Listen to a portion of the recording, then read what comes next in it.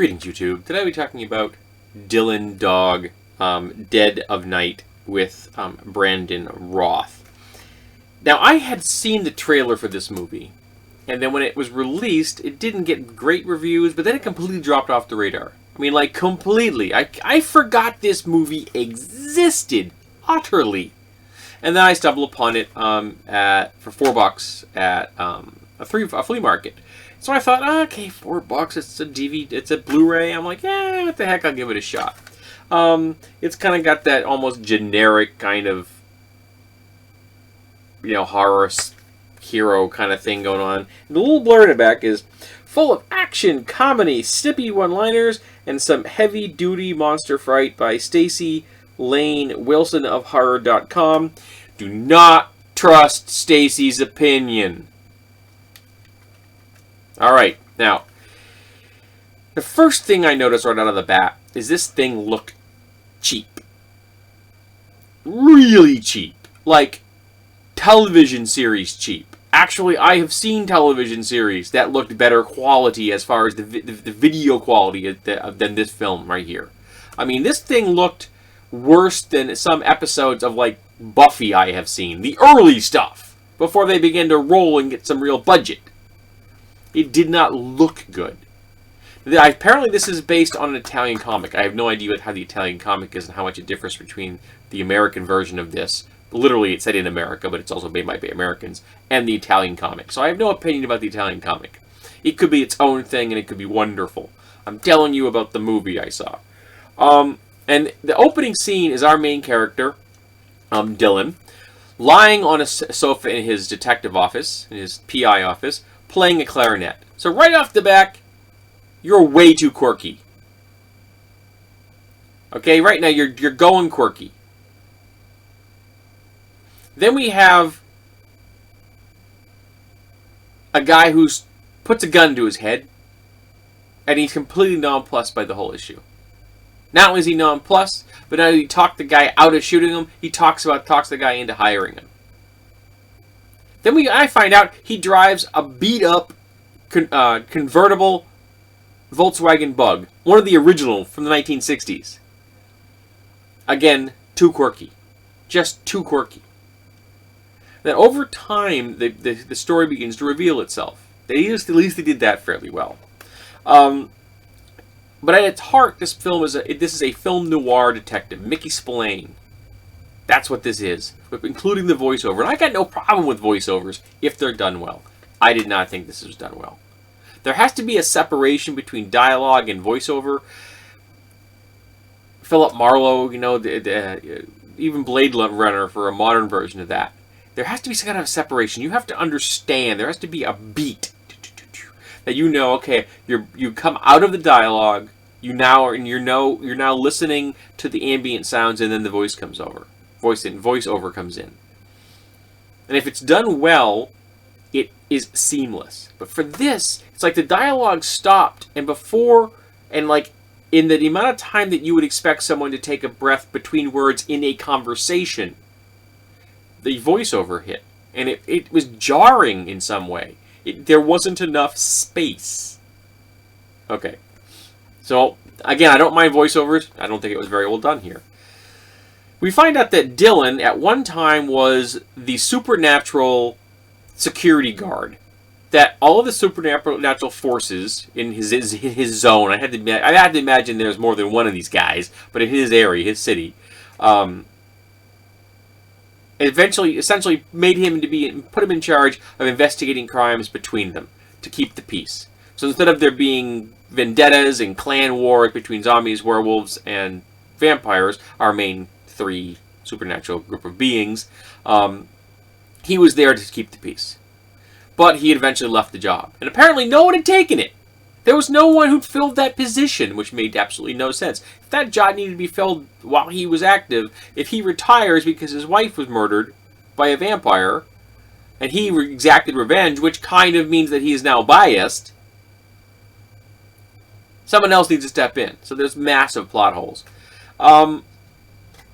And also, he keeps referring to the werewolves, or the story keeps on referring to the werewolves as undead. Werewolves aren't undead.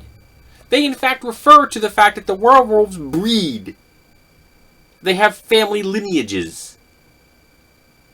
Vampires and zombies don't breed.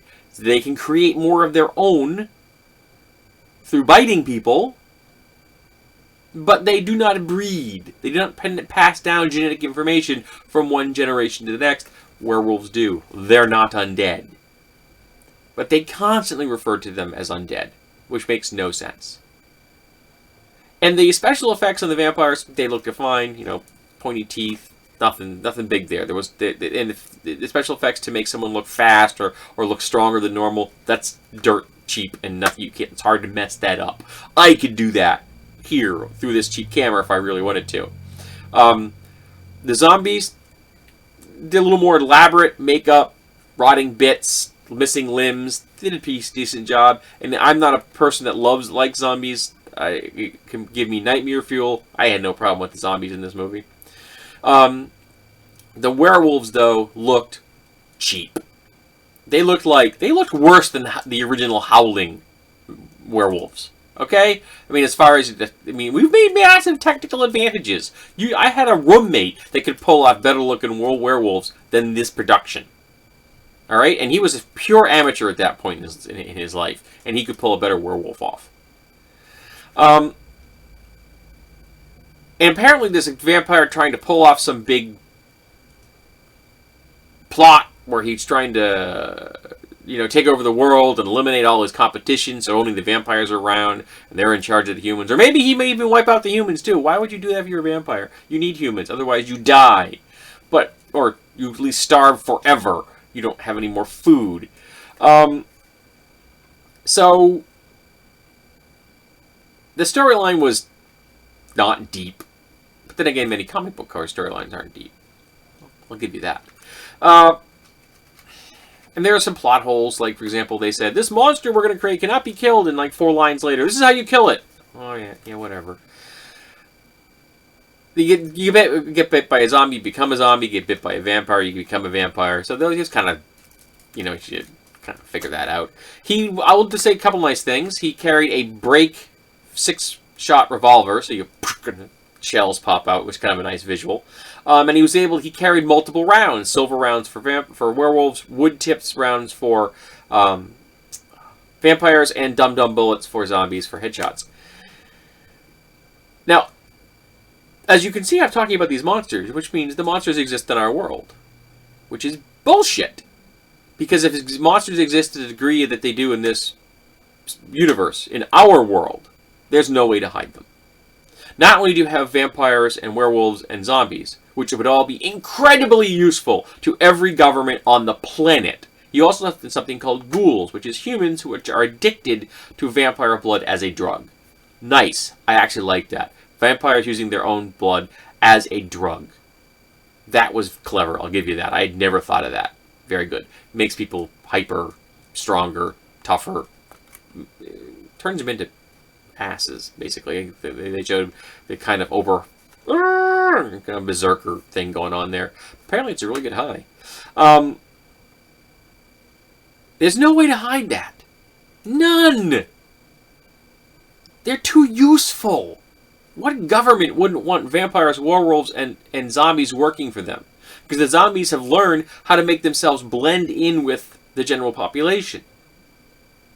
And another thing is, they have the zombies going to a chop shop, literally, to pick up new body parts as the ones they have may have gotten damaged or over time because they don't regenerate. They can maintain what they have the best they can with chemicals and things like that, but if they get injured, they have to replace them. Where are they getting these from? Oh yes, they're taking them off dead corpses, which apparently no one notices because our main character's buddy turns into one, wakes up as a zombie to find his arm gone because somebody sold it. You can't get away with that either. Families look at bodies. You can't just chop bodies up and hope that no one will notice. Again, it makes no sense. And they had a prison in here, and I say prison with air quotes, because it was a place they put zombies that had gone too far. They become feral, essentially. They're feral ghouls from like Fallout 4. They've lost their sapience. They're barely sentient. They're dangerous. So instead of putting them down, like we would with an animal that was dangerous. Think of these people as wild dogs, these zombies. They put them in this abandoned building and left them there. For what reason, I don't know. And there's no guards, there's no signage, so anyone is an urban explorer, and there's lots of urban explorers in the world, go look at Instagram or Tumblr, you're going to end up getting eaten. And some of the zombies are apparently cannibalistic. So why isn't there just one zombie left? Because they actually show a guy in there, one of the this big, huge, hulking zombie, who actually didn't look horrible, gets consumed by a bunch of other zombies.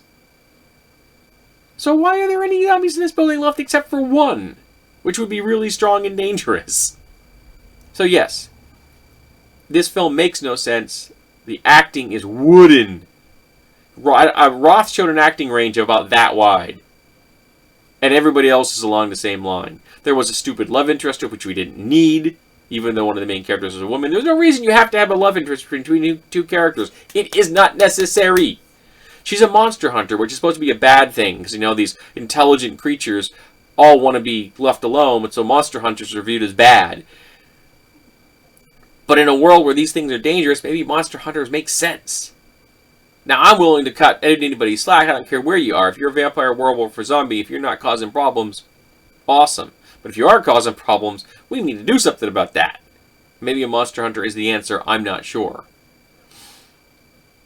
So, in short, it's not a good movie. It's not a good movie. It's boring. It's more clever than it thinks it's more clever than it is. It thinks it's funnier than it is. It thinks it's more dramatic than it is. It thinks it's more horrifying than it is. It is not clever. It is not funny. It is not horrifying. And the acting sucks. Yeah. I'm not a fan of this. But I've got it on Blu-ray. It looked lovely as far as the quality of the image. Pity that when they filmed it, they did such an incredibly bad job. So don't watch this. Go out, watch some episodes of Buffy or Angel. You'll have a better time, and you'll be watching better visuals. And you'll be looking at better writing and better dialogue and better acting. So there you go, folks. I've been rambling on long enough. This is a bad film.